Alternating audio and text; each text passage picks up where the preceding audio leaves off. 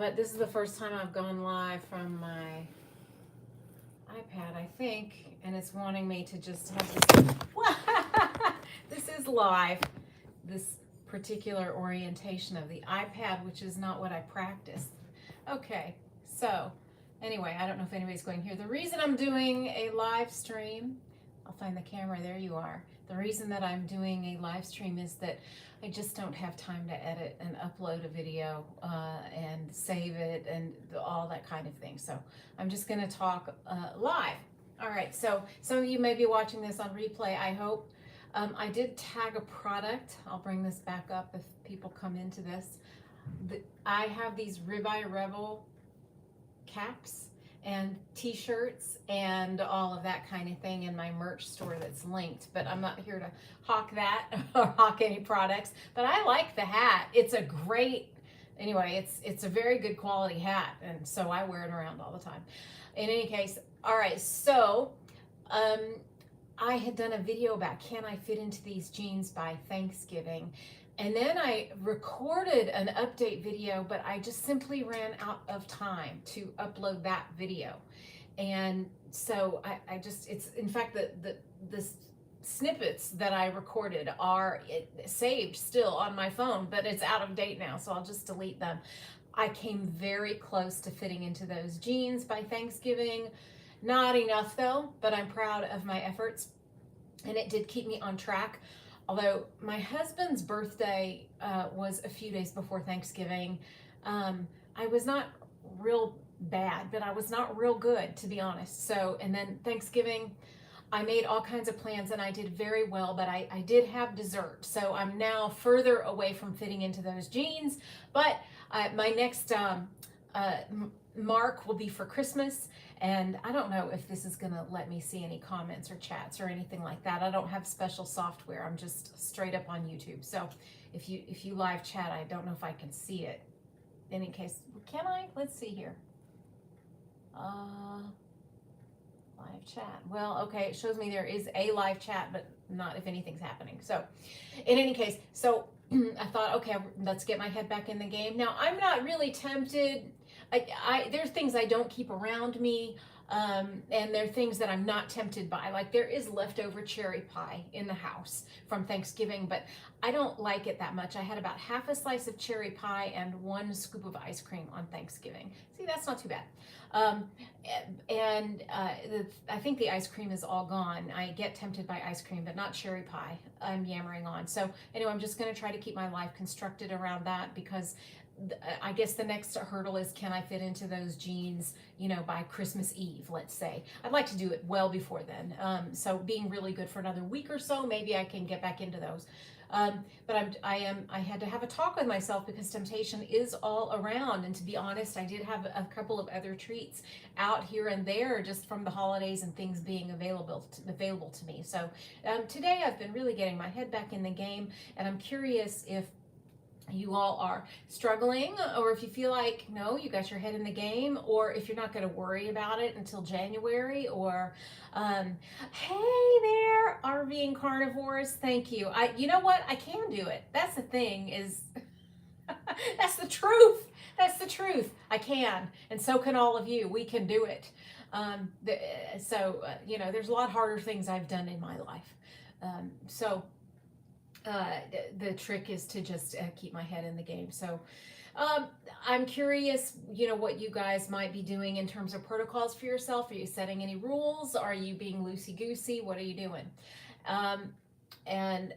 So there's things I'm not going to be keeping around the house. My 19-year-old son lives here. He knows that if he's going to bring any particular items in the house, he's got to keep them in his little fridge that's in his room, away from me, and I can't even know it's in the house. So anyway, he's got my back. He's metabolically flexible, in quite good shape, quite athletic, and his base diet is good, but he currently suffers no negative effects from allowing himself to be much looser in his diet. My husband doesn't suffer metabolic effects from eating, and so he can allow he feels like he can allow himself to be more flexible. But you all know that my husband is a yoga teacher, and that he did 30 days of carnivore. And at some point in there, I posted an update without him and talked about what it had done for him. And then he took a break and then went mostly carnivore, but slid back into cheating. And he just had a birthday, and we just had Thanksgiving, and had been giving into cravings. And he's just a fit guy. He'll never ever be fat. My husband will never be fat. He won't. He cannot get fat. He's just in great physical shape, even though he's 65. But he snores and he loses his sense of smell. So I want the snoring to go back away and all of that. So I'm going to talk to him about, does he want to just relax through the holidays, or does he want to try to go all full carnivore? Let's see, I stayed on track. My treat was a cheesecake and 1 small portion of sweet potato fries, no sugar in the cake. See, now that sounds, honestly, that sounds amazing. That sounds really terrific. I was gonna make a keto type dessert, but you know what? I just ran out of personal bandwidth. I'd love to know what y'all had for Thanksgiving, and was it at your house? Did you host? Did you cook? See, this like orientation, there's so much space over my head. Anyway, we had lamb, leg of lamb, butterflied, boneless leg of lamb that my husband put on the grill. We have had that for several years because we all admitted together as a family of 4 one year, many years ago, that we just didn't really like turkey. We liked maybe to have it the day of, but nobody liked leftover turkey. I would throw away a lot of turkey 4 days after Thanksgiving, and nobody wanted repurposed turkey nachos, turkey soup, turkey sandwiches. Nobody wanted any of that, so we gave up on that. We love lamb. Lamb is good for leftovers.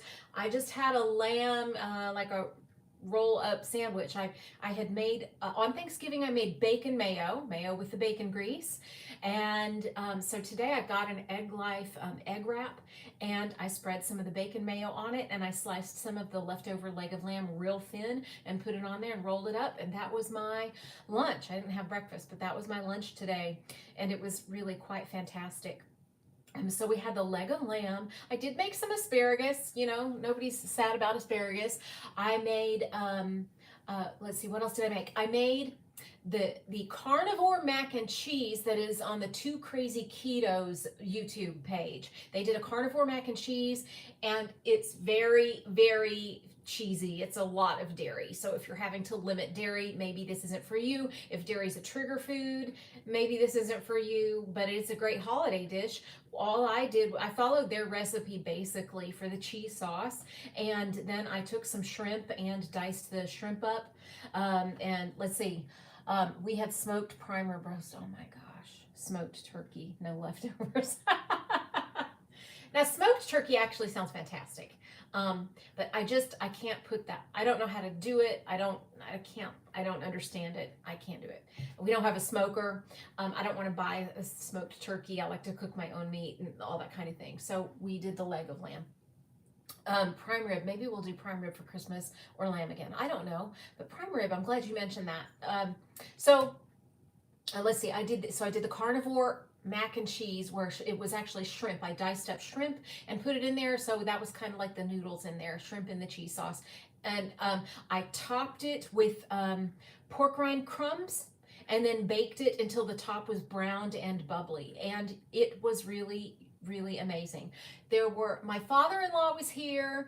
My family is mostly meat-based, but metabolically flexible. So I did get pre-made mashed potatoes because I didn't want to make them if I'm not going to eat them. So they had mashed potatoes, and one of my sons is like, it's not Thanksgiving without dressing. So I made dressing, and that's it. But I'm not tempted by those. There's some leftovers of those. I don't care about those. And what else do we have? I can't even remember. I was going to make salmon cakes with a carnivore hollandaise sauce, and I was going to use the hollandaise sauce that Cassie does in her video, her holiday food video, when she does the Eggs Benedict. And so I'm going to try that whole Eggs Benedict recipe at some point. Y'all check that out. I love Eggs Benedict anyway, and so her method of it looked really amazing. But I couldn't get that made for Thanksgiving, but we're going to have that for our Sunday meal tomorrow. Salmon cakes with that hollandaise sauce, and I'm really looking forward to that. I'll let y'all know how that was. All right, so I had gotten back onto Diet Coke. I thought I'd kicked Diet Coke forever, and I went many, many weeks without it, but then I got back on it. I need to give it up. I don't want to set a rule for myself, though, that I might not do, and then I feel bad about myself. I don't know. I'll let y'all know what I end up doing with that. I shouldn't be having it. I shouldn't be having the Diet Coke. It's nothing but toxic. And I don't know if it actually... Here's the weird thing about Diet Coke. Y'all, this is so weird, and I can't ever get an answer from a doctor or anybody about this. This is the thing. I have seasonal allergies. They are much better on carnivore, but I get them a little bit. And sometimes I just feel weird from the seasonal allergies. My whole system feels strange. I feel inflamed. It's improved drastically on carnivore. I know that, I know that, I know that.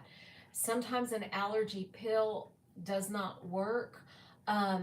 I'm going to read your comment before it goes away. Salmon balls. See, that sounds amazing. Made with egg and pork rinds. Yes, that's what I'm going to do.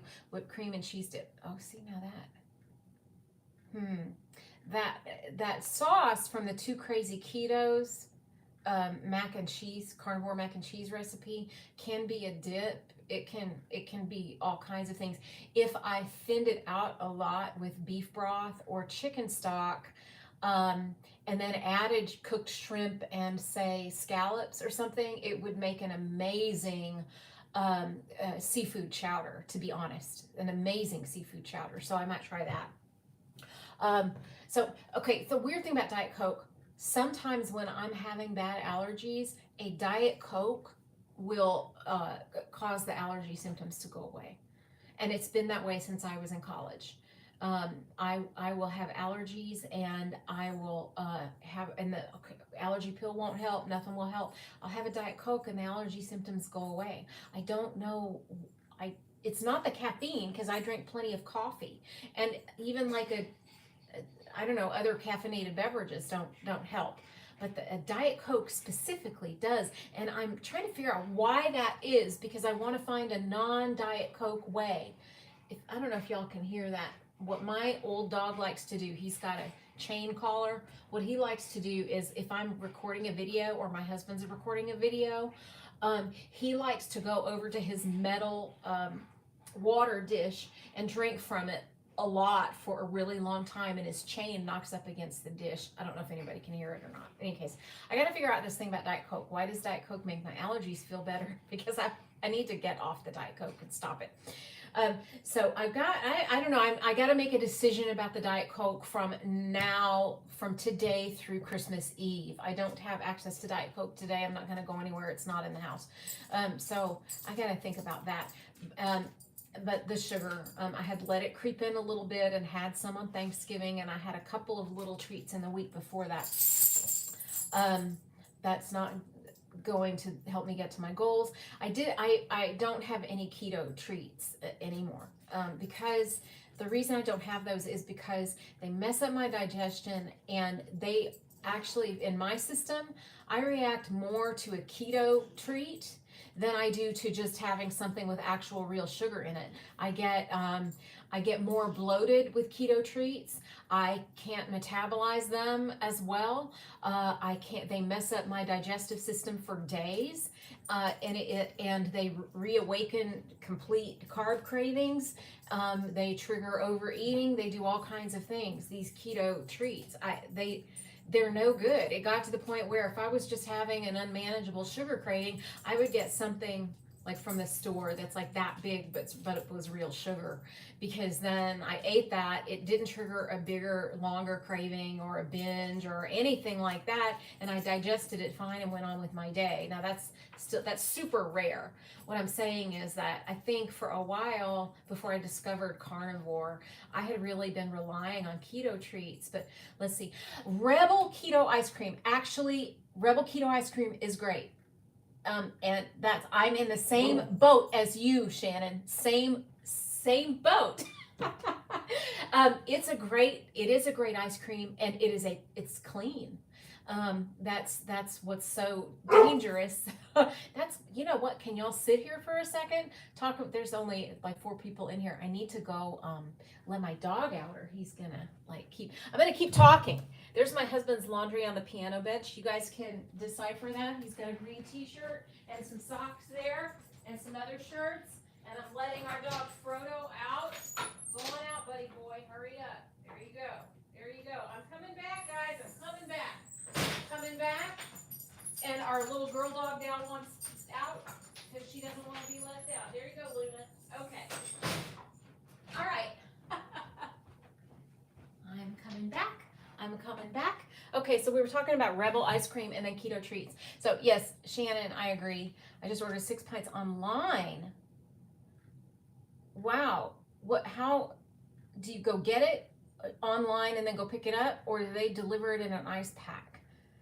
Maybe I wish you hadn't told me this. Oh my word. That stuff is dangerous. They deliver it. Oh my gosh. Well, maybe for Christmas. You know what? If I got it and I made my son hide it in the freezer compartment of his bedroom fridge. And he should put a lock on that fridge, because if I know something's in there, then, you know, all bets are off. Anyway, I'm going to check it out, and I might have to come back and scold you, Shannon. But it's you know what I did in the summer, man, here in Texas, sometimes you want something cold and creamy, and I mean, that desire just, yeah, I really have to stop having it. Shannon, we're going to have to partner with each other in that accountability for that, because I'm thankful for that, because that's another one. I'm so bad. I'm contradicting myself right and left. Okay, I see that, Shannon. Yes. Another sort of keto thing that, in fact, I just shared on Facebook is Chalk Zero has chocolate chips, and they're the only sort of alternatively sweetened chocolate chips that taste good and have fairly clean ingredients and don't mess up my system. Now, they're expensive, which is great, because they were discontinued in the stores. I happened upon them like a year ago, and they were on clearance because they were being discontinued from Whole Foods or something. And I bought them, and they were fantastic. So like over the course of a week, I just ate that bag, right? It's terrible. But I did. They were good, and they didn't cause me upset or anything like that. And then I couldn't find them anywhere. It's like the Chalk Zero company stopped making them, and then they reappeared on Amazon, and I saw them, and I ordered a bag about a month ago and kind of nibbled on them here and there, and that bag is gone, and it's $19.99 for a 20-ounce bag. So I am not going to reorder another bag right now, but I am going to say I'm like angel and devil both for you all right now. If you really you're looking for a treat to have around for the holidays, and you don't want sugar and all of that, and those chocolate chips, the Lily's chocolate chips, they upset my stomach. They don't taste right. The other brands, there's another brand, I can't remember, it's famous, another famous keto brand. These things, they don't taste right. They upset my stomach. I don't trust some of the ingredients. But the Chalk Zero chocolate chips, if you have to, and if it's going to save you from something, check them out. I'll see if after this I can add an affiliate link to them, but you know, check that out. What saves me from just keeping them on hand is that they are kind of expensive, and you know, they don't fit my goals. They should not be in my daily diet, or in my diet more than on a holiday. To be honest, they shouldn't be around. But they are good. So, oh, Shannon, hang on, that chat disappeared. What did you say? Well, I missed it. Shoot, I don't know how I can bring it back up. In any case, so I'll keep an eye down there in the corner. Me too, not good for tummy. Yeah, right. So that keeps me away from now a lot of these keto type treats. And even like I had ordered some of those keto bricks that Two Crazy Ketos talk about.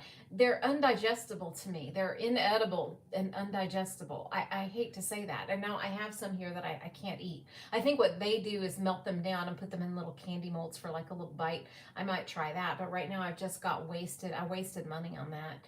The keto chow drinks, also, like I've got some of those. That's wasted money taking up space in my pantry. It just upsets my stomach, doesn't make me feel good. I could have had meat, for all of that. I could have had meat. So I foresee my biggest challenges upcoming for the holidays are going to be avoiding Diet Coke, and I'm not making any promises. And you guys hear me hedging on that because I feel I want to be strong about that, but I don't want to lie either. I won't have any today. Maybe that's a one day at a time thing. And then can I keep myself from stopping? Like those little individual little Christmas treats you could pick up for $1.50 at Walgreens or whatever. I really got to not do that. So I'm going to keep those jeans on the cedar chest at the foot of my bed. And I think what I'm going to do is, maybe every morning and every night, just try those on. Is my husband still doing good on carnivore? No, he's gonna, mix half and half with sparkling. Actually, you know what? Okay, when I used to, that's a great idea. When I used to work at the espresso bar at Borders Books and Music in the 90s, we sold Italian sodas, which was sparkling water and half, and then some kind of flavored syrup. And I don't need the syrup. Well, I've got heavy cream and coffee right here sprinkled with cinnamon, but no sugar or anything in this. So this is good. That sparkling water and half. That's like an Italian soda, and that is quite delicious. What a great idea. Okay. And I do get, I get the case of San Pellegrino at Costco. I try to buy it in the glass bottles. I'm trying not to buy anything that sits around in plastic anymore. So right now at Costco, the most economical thing I can do is to buy the San Pellegrino in the glass bottles. So we've been keeping that around. And everything.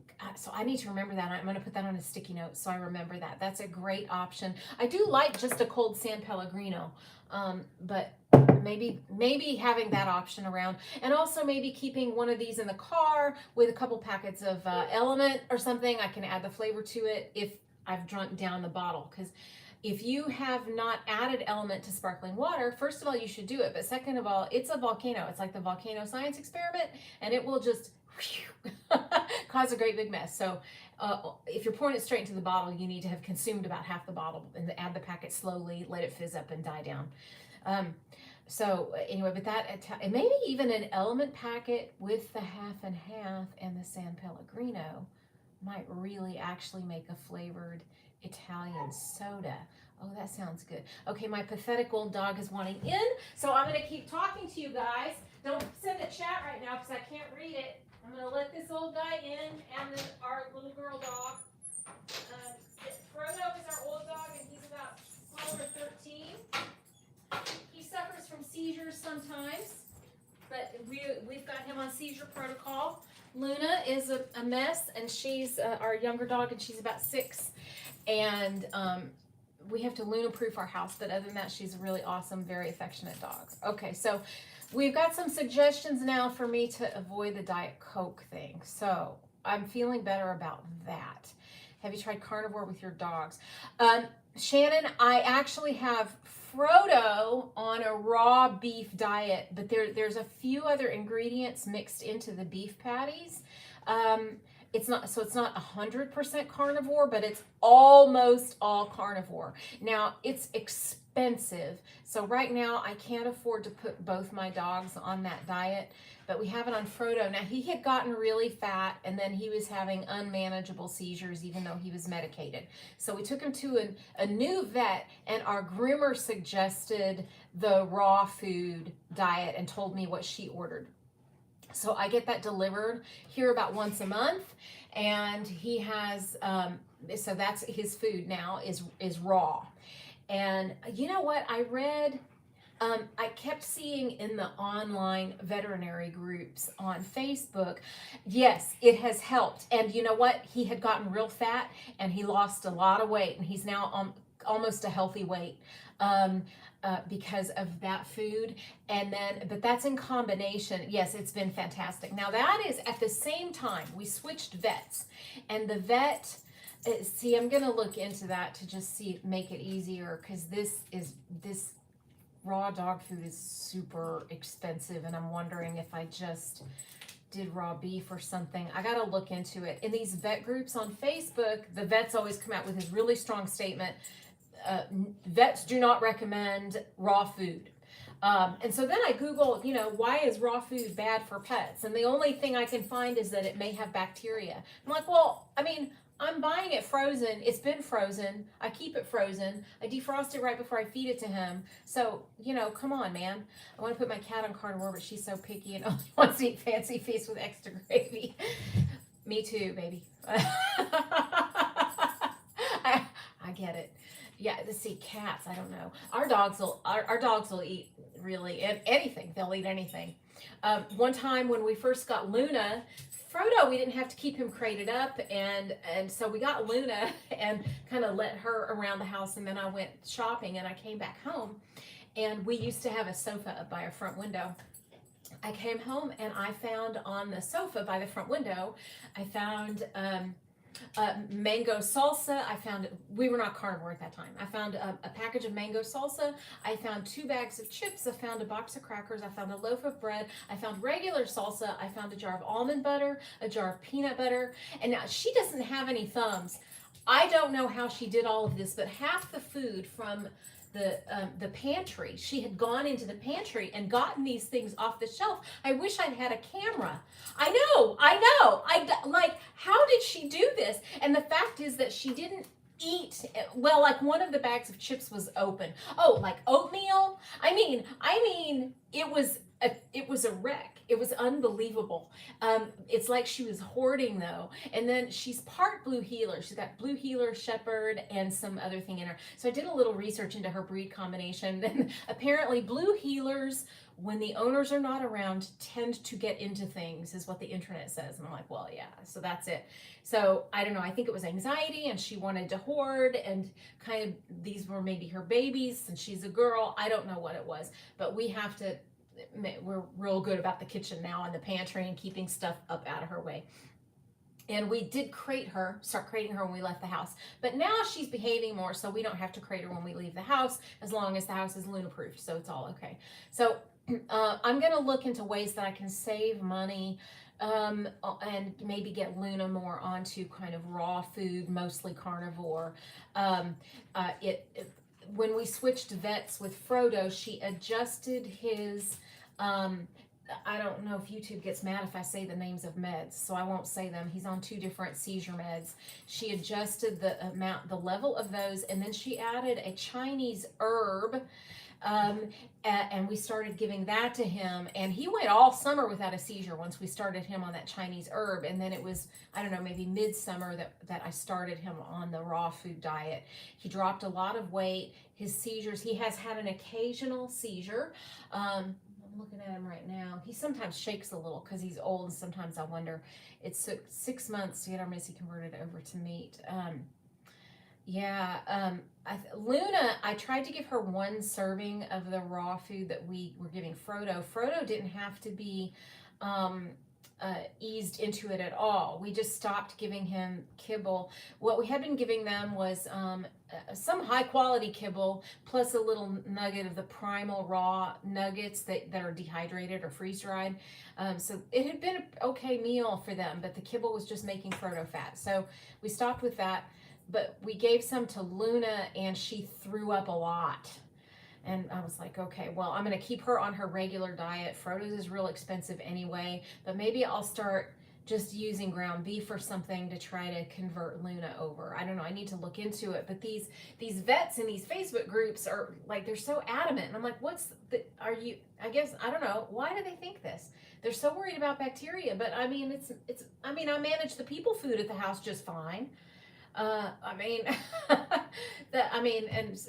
don't say don't eat sushi or something like that. So I don't really know why so many vets are so triggered by feeding pets a raw food diet. They're so over the top. And if you try to argue with them about it, well, I guess it's the arguing that's the problem in the Facebook group. But if you try to speak up, they kick you from the group. So I just keep my mouth shut. And I noticed them really go after a woman that was posting in that group about her pet being on a raw food diet. They didn't like that one bit. Whenever standard practice people get really mad about something, to be honest, that makes me want to do it more, right? Or if they are really on you about doing something, it really makes me totally not want to do that, because yeah, I had a feeling that I was not alone. It makes me go, who's paying you all? And why are you all saying the same thing all of a sudden? And why are the same phrases coming out at the same time? What is really going on? And I know that even my my doctor that I go to, I had a hysterectomy 4 years ago, and she's great. She's brilliant, and all of that. She, starting in March and April of 2020, she started sending out emails. They're so controlled by corporate. Yes. Oh, okay. You know what? I need to watch that video. I saw that come across my feed. They definitely get a kickback. I mean, they definitely, if you go there to the vet, you see they get samples, and I mean, the same as pharmaceuticals when you go to the doctor. I don't know, what is YouTube gonna get mad at me? I've never really broached into areas that adjacent to YouTube having medical opinions, so I don't know what I could say or what I can't say. But my doctor started sending out emails, and she was wording things very carefully, but what she was trying to say, what she was saying in these emails was basically, look, to all of my patients, I'm trying to find information. These are the places where I normally go for my information. I'm not actually finding information I normally would expect from these authoritative sources that I normally consult when I make recommendations to my patients. I don't know why that is.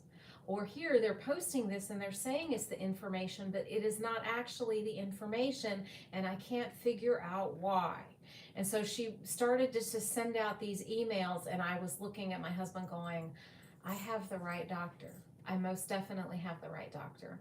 And I went to go see her in person for a checkup a few months ago, and I told her I loved her emails through all of the past 3 years, and that I really appreciated that she's being straightforward. And she said, listen, it's gotten to the point where doctors are having more and more trouble being able to source the information that they used to count on to make recommendations for their patients. She said, I used to rely on this information, and I cannot anymore. And I really appreciated that coming from her. Because she wants to be confident in her recommendations. And so we got that way by talking about the vets, because we were talking about my old dog. So and then talking about how if the whole wall of authority is saying do it this way or don't do this, then I'm like, I don't think I believe you all. I don't know. This seems weird that you're all in lockstep. It seems very weird to me that you're all saying the same thing all of a sudden, using the same phrases, and that just seems weird to me. So, thankfully I'm healthy, and I've not had a personal crisis where I've had to make an emergency decision based on a bunch of information thrown at me.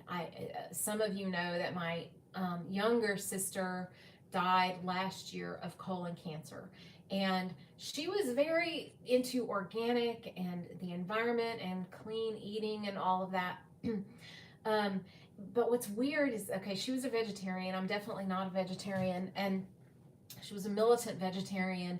And here's the strange thing that happened with her, and I think many of us saw it in many people that we know. She was rebellious by nature, and I was kind of a rule follower by nature. I was suffering for a decade, and my doctors were no help. Yeah.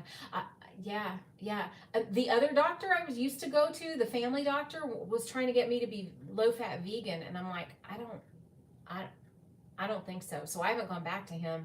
And I noticed that while he was a pretty good doctor in many, many respects, a lot of times, honestly, with all their education, they too are just guessing.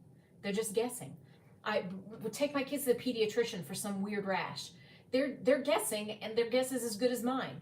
both of our guesses were a random virus or, whatever these rashes kids get that show up and then go away, whatever. A lot of times they're just guessing. And I don't mean to denigrate. There's a lot of things doctors do that's good and that I'm appreciative of. I had a team of fantastic doctors when I had my hysterectomy. A lot of them really care about their patients and they work hard. But there's limitations. And as Dr. Berry says, they're not gods. They're not gods. They're just people. They're people that went to medical school and some of them are trying to help.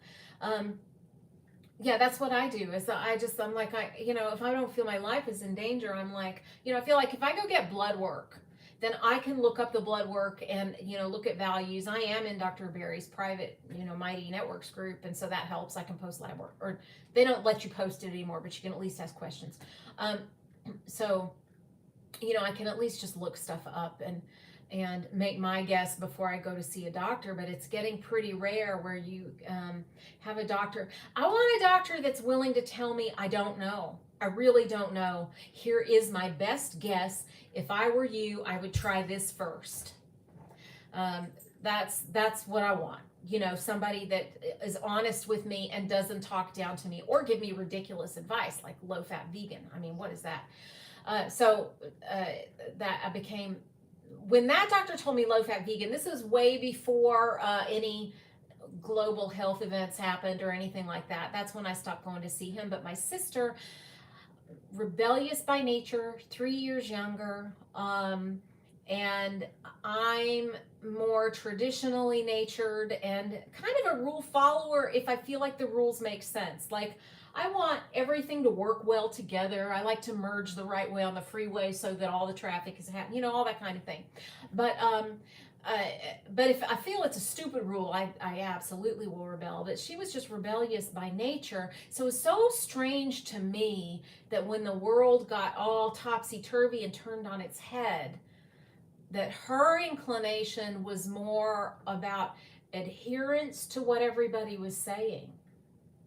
And mine was more like, I have a lot of questions and I don't think so right now. No, thank you. I don't think so. And it's like we reversed positions in life. We reversed our approach to things. That was so strange to me to watch. I mean, I've always been kind of religious and all of that, but I remember having a conversation with a friend in the 90s where he's very liberal, but he and I were very good friends. See, low fat is like, it's just lettuce. It's iceberg lettuce. What? Terrible advice. And I looked his picture up recently, and he was a very fit, attractive man, and he's got like real chipmunk cheeks now. But I'm not one to talk. But I'm just saying, I don't know if low-fat vegan's working for him. In any case, I really grew up kind of. I've always been kind of religious and loved Jesus and all that good stuff. And I was talking to a very liberal, very dear friend of mine back in the 90s, and I told him, I said, listen, we're both in the arts, we work in theater and all of that stuff, and in our lives right now, you might think that you're the rebel, but actually I'm the rebel, because it's real easy for you to walk around in this situation being all renegade and speaking out, because all you get is applause for it. Everybody just adores all of that about you. I'm the one that has to be careful who I say something around. I'm the one that's ostracized. I'm the one that's not invited to things. I'm the one that's not considered for jobs for things because of my beliefs. In our world, I'm the rebel. And that was back in the 90s. And now, I really see that it's the case. But it was heartbreaking for me as an older sister to watch my sister begin to suffer and get sick, because once she found out that she had colon cancer, it was quite advanced. And before then, I had already known about carnivore and been practicing a carnivore diet in a flawed way, but been really delving into it. But she and I didn't have a great relationship, and I wanted to tell her about it because I was worried about her, and I wanted to take care of her, even if she got mad at me a lot and rebelled against me. And so then when that happened, I was like, so she started eating meat after she was diagnosed, but it was hard for her digestive system to handle the meat. And so I encouraged her to eat eggs, and she told me she was worried about the cholesterol, and I sent her like 10 videos about cholesterol. I'm like, that's the least your worries is cholesterol. Cholesterol actually is protective against cancer. You need to eat cholesterol. You need to eat all the eggs, eat everything you can, eat salmon, eat whatever you can, and everything. And so she tried. It was just too late at that point for her, but she did try, but it makes me, and I'm sure she received experimental medical interventions before that, if you know what I'm saying, like in 2021, and earlier that year. She definitely did that, and I don't know if that had a role or what, but if y'all know what I'm talking about, I'm not gonna get more specific, but anyway, it just, and my parents had begged me to get experimental interventions, and I just couldn't do it. And I haven't, and I'm happier every day, and I'm happier about the carnivore diet, because the thing is, let's get back to talking about the holiday game plan. I don't have any confusion. There's mental battles, and there's deciding about how strict we're going to be or not. I think that's where all of us are at. But the beautiful thing about carnivore is that there's very little confusion. I know, I don't wonder what I can eat today or tomorrow that's good for me or that will help me. I don't have any questions. No questions about that. There might be peripheral questions about dairy or how much dairy or whatever. But I know, for example, that if I ate red meat, just that's it today, and tomorrow I'd be fine, and that's all. That's the end and the beginning of that confusion right there, which is really why I gravitated toward this, because I had come off of the HCG diet, which I liked. I liked the HCG diet. I've mentioned it before. Some people hate it. Some people think it's from the devil. But I liked it, and it helped me lose 60 pounds in 2020. But it was coming off of it that was terrifying.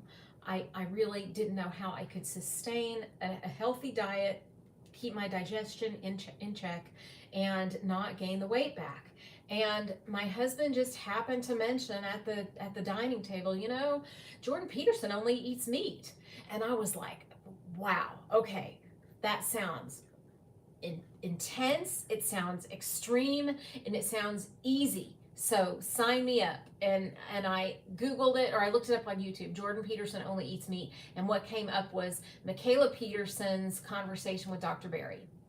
And so I watched that whole thing. And after watching her whole thing, I was convinced. But then I just watched a bunch of other Dr. Berry videos, and then other doctors, Dr. Baker, Dr. Chafee, Professor Bart Kay, and some other people started coming up in my newsfeed. Kelly Hogan started coming up then, and then I heard Dr. Berry refer to Carnivorous Me, which is Amanda, and I heard him refer to Carnivore Quest, Larry and Cassie, and now I feel like they're my family. I've never met them in person, but I feel like they're my brother and sister or something. I love them so much.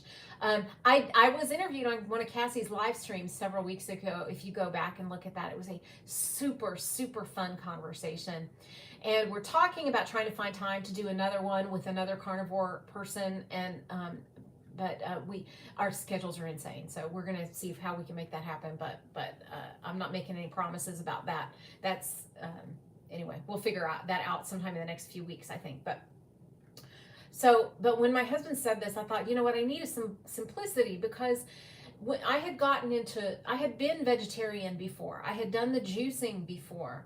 I had juiced at the holidays before, if you can even believe that. I didn't realize how much I was tearing up my gut and how much I was probably messing with my blood sugar. Good grief. I had gotten a raw food cookbook, a raw food prep book, and it seemed pretty cool. And I had been doing all of that stuff many years ago, early in my motherhood. Yeah, I gave my juicer to a friend of mine, and yeah, I didn't get into smoothies, but my husband has his million ingredient smoothies, and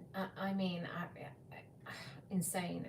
Dried mushrooms and lots of dried fruit and milk and bananas, and then adding all his, he's a yoga teacher, he's all these herbs and whatever woo-woo stuff in there. It just insane. But you know what did make me happy? I'm going to come back to him in the carnivore diet. What made me happy was I came into the kitchen a couple of weeks ago. Yeah, exactly. That's what keto did for me. Carnivore, simple, quick, easy. Yeah, it's easy. And I can buy those frozen beef patties, honestly, at Costco. And I mean, that's easy. Just pull those out, heat them up, you're done. I found the blender. We have an expensive blender. I found the blender wrapped up in a plastic bag on the pantry floor and off of the kitchen counter. And so my husband did that. And he had been his smoothie a day for years and years and years and years. Smoothie a day, pour into a mason jar, put the lid on it, and then he's off and running. And it made me so happy to see that blender, on the pantry floor in the plastic bag. So that means he is done with those, at least for now. Now he is now convinced of the carnivore diet. All right, so he's going to get back to it, but I don't know when. He had coming up to his birthday. It was his 65th birthday, so it was a landmark birthday for him. And he's taking care of his dad, who's 88, and he's feeling a lot of stress. And so he had some ice cream a few times leading up, but he didn't bring it home. Like, he would get a little pint or something and eat it leading up to his birthday. And then he had dessert on his birthday for sure. I got him a cherry pie and some ice cream. And I should get him to try Rebel ice cream. He specifically wanted Haagen-Dazs Vanilla Swiss Almond. It's his favorite ice cream ever. And when he asks me for that ice cream, it feels like he's a little boy. They have limited flavors. What I might do, they do have, I think, a butter pecan or something. And he might like that. It is good. The Rebel ice cream it's good. Yes, his soul needs it. And with all of his stress and all of that, I thought, and our sons got him a nice tequila. I don't really drink tequila, and he doesn't drink very often. But they all took a shot together. It's Matthew McConaughey's new tequila, Pantalones, and we got the mid-range gold one. And they all said it was quite amazing. And they just each had one shot on his birthday, and then he put it up. But if anybody's looking for a nice gift for somebody, I'm not advocating alcohol or whatever, but it's up to you. But if anybody does that, 3 picky tequila people in my house have said that the Pantalones tequila is quite good. What am I so far on this let's stay together on carnivore for the holidays? I'm recommending tequila, chocolate chips, ice cream. We're all a mess, right? But we got to survive. All right. So he had that, but his birthday is mid-November-ish, and then you've got Thanksgiving coming right up after that, and he wanted those things. And so I don't know what his game plan is going to be from now to Christmas. I'm going to ask him so that I can support him. This whole time, I have never told him what to eat. I have made food available. I have cooked meat a couple days worth at a time, kept it in the fridge, made it available to him. And if he asks for my input or is thinking about something or wondering about something, I will say, well, it depends on how you want to feel tomorrow and what your goals are. And I'm never going to tell you not to eat that. I'm just going to say that, if it's not an animal or from an animal, then it's not carnivore. And it just depends on how hardcore you want to be. And so he had been pretty good, for that first 30 days, and then took a 4-day break, and then pretty good for another couple weeks after that. And then things kind of devolved after that. He'll get back to it. I just don't know if it's going to be coming back to it for basics between now and Christmas, or if he's just going to wait till January. Whatever he decides, I'm going to support. And then if he decides to wait, I'm just going to ask him to not bring certain things into the house so that they're not. I told him, when we were talking about dessert for Thanksgiving, I said, okay, I'll get a cherry pie. I'm not really tempted by cherry pie, but there's some things. I looked at him and I said, listen, I am terrified of being really fat again by next Wednesday. I don't need something in the house where I wake up at 3 a.m. and I can go get it out of the garage fridge or something like that. I mean, I'm vulnerable to those things. I just am. There's certain things, If there's certain textures I'm vulnerable to, certain flavors I feel like I'm always going to be vulnerable to. And he gave me a hug. He was so nice. He's always very loving to me as my weight goes up or down or whatever. He has never ever put me down or made me feel less than. And he was so kind when I told him that. So he understood.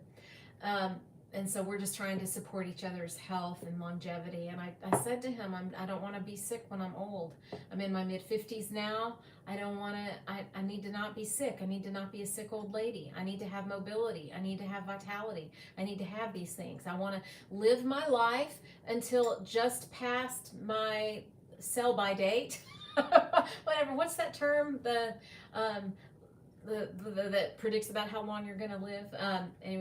Your longevity. I want to live a few years past that, and then get a little sick for a little while and die in my sleep.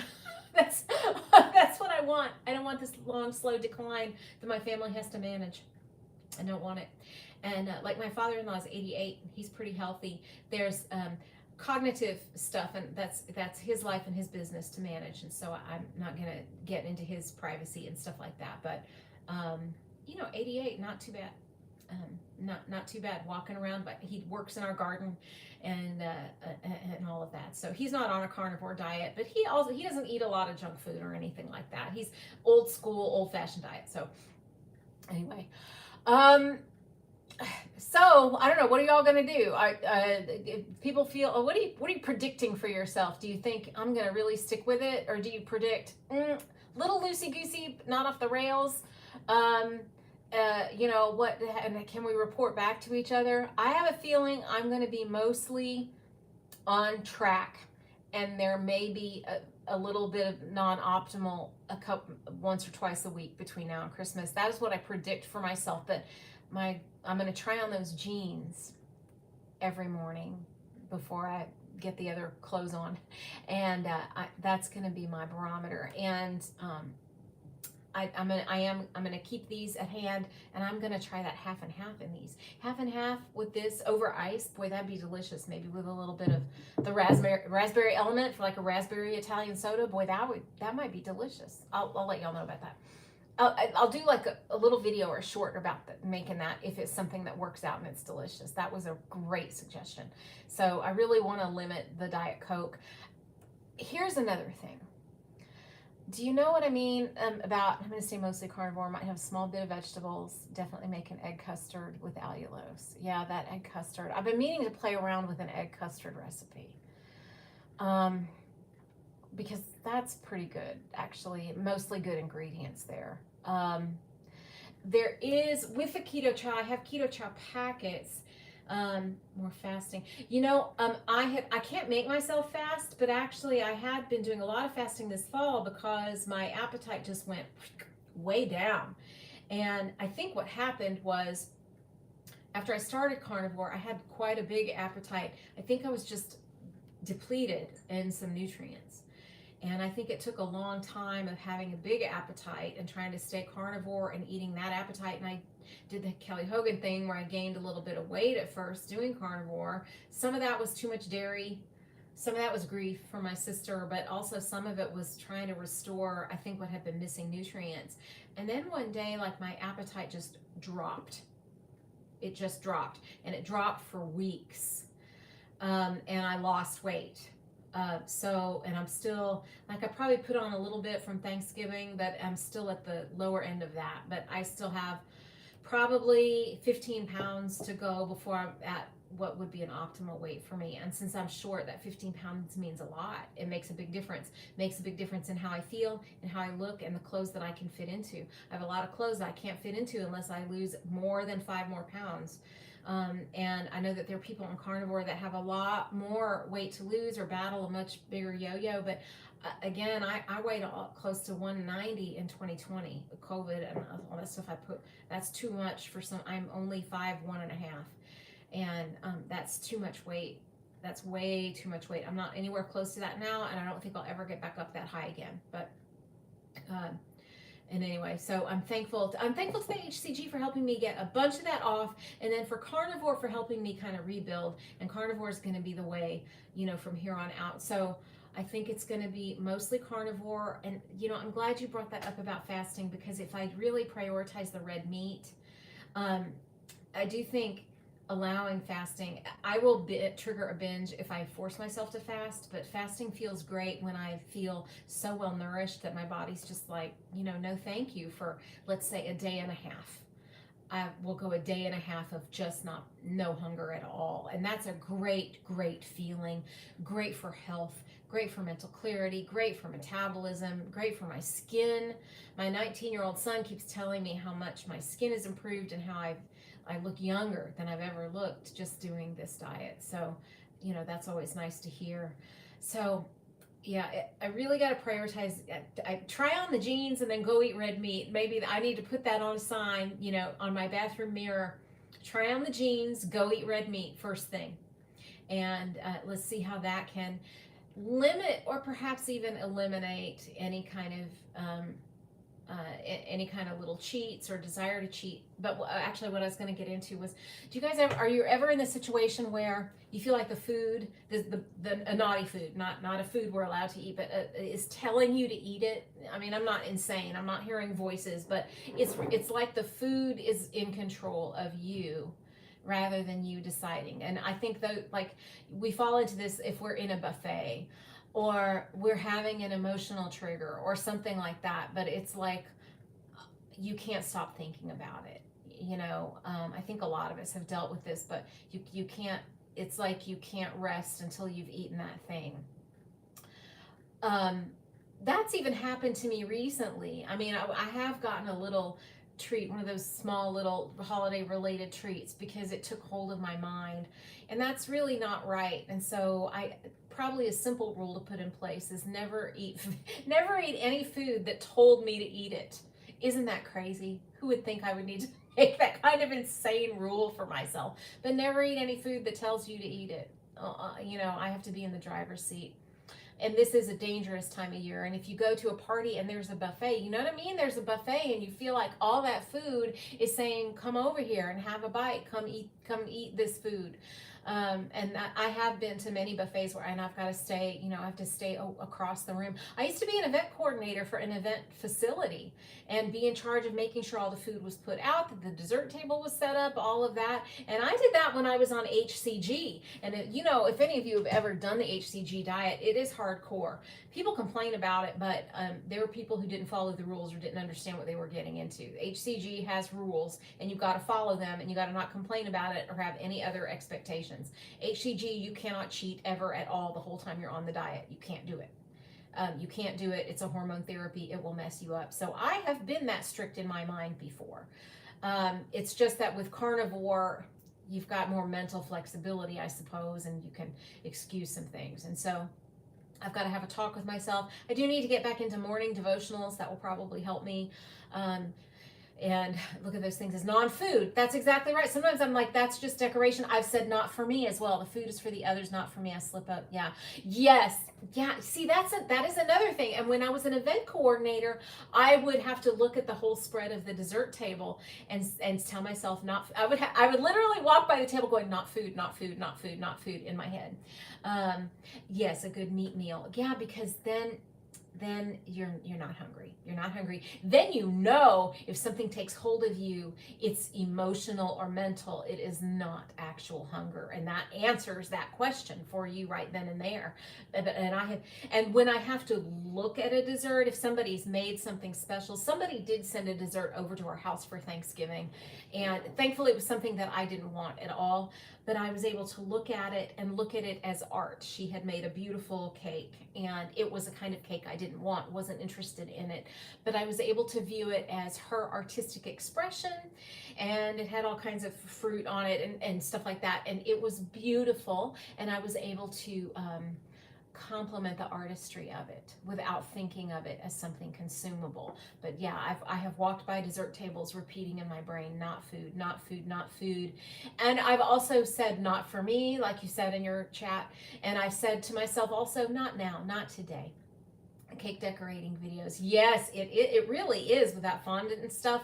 And I've watched those baking challenges and stuff like that. It is, you know, when you watch those, actually, I never watch those and think I want cake. That's art, not food. And that's really, none of that is food. Even if I went to Whole Foods and got a cake and came home and ate it, it's still not food. None of it's food. It's not food. I watched Carrie from Homestead How, his video that I think he published this morning maybe, and he's on a fast right now to support his friend that is that's fighting cancer. Carrie just went on and on and on. I didn't even want to cut into that cake. And I don't know if my husband ate it or not. It's in the other refrigerator right now. We'll probably have to just appreciate it beautifully and then toss it. I don't think we're going to eat it. But Carrie from Homestead How just really went on a rant about sugar. And that was really, we know it, but it's good to hear people talk about it. He just went on a rant and he's like, well, I think carnivore is for everybody, but even if carnivore is not for everybody, sugar is for nobody. Sugar is for nobody. The thing is, I have good friends that run bakeries. They own bakeries and stuff like that. And they know, I'm thinking of one friend in particular. She's got a fantastic, amazing bakery. I want her to prosper. I want her to do well. But she's in my Sunday school class. I have to not rail against sugar in that Sunday school class. Although she knows, like, she doesn't ever bring any of her leftover stuff to class. She knows I have a problem with carb addiction. She knows it. And she does know I'm on the carnivore diet. And she's so gracious about it, and I'm gracious with her because I want her to do well in her business. But it's just hard when you have friends that make a living from sugar. But I think it's quite different when it's a small businesswoman and she's making stuff that you can have at Thanksgiving, making stuff at Christmas, or that you could have at a birthday party, versus big food in the middle aisles of the grocery store, shoving crap in kids' faces every day, all year long. I feel like I wouldn't have to avoid my friends' biscuits if I hadn't spent my entire adolescence and 20s eating ultra processed garbage crap so much that's pretty much what I'm made of now. It's like, I wish we could go back to the day where we were eating eggs and bacon, and then you could have a piece of pie on a holiday and nobody's really worried about it. Bye, Shannon. Thanks for joining. Thank you so much. We'll have to do this again. Anyway, so anyway, that's it. So yeah, we view these things as artwork now, and rather than food, because it's not food. And watching Carrie's video just reinforced that to me. Sugar is for nobody. It's an addictive drug. So maybe that's what we keep in mind. I think I'm going to wrap this up right now. I thought I was just going to go like 15 minutes, but it's been over an hour. I appreciate y'all so much for interacting and for joining me today. And I would love to hear in the comments what things you're telling yourself to keep yourself on track. What kind of, rules or limitations or loosening up or whatever you're going to do for yourself. I would love to hear what that is, what you're keeping in mind. Are you going to stay the course? Are you going to allow some flexibility for the holidays? Please let me know what that is. Let me know what that is in the comments. I'm going to sign off now and end this. And it was just lovely talking to you all. Thanks. Bye-bye.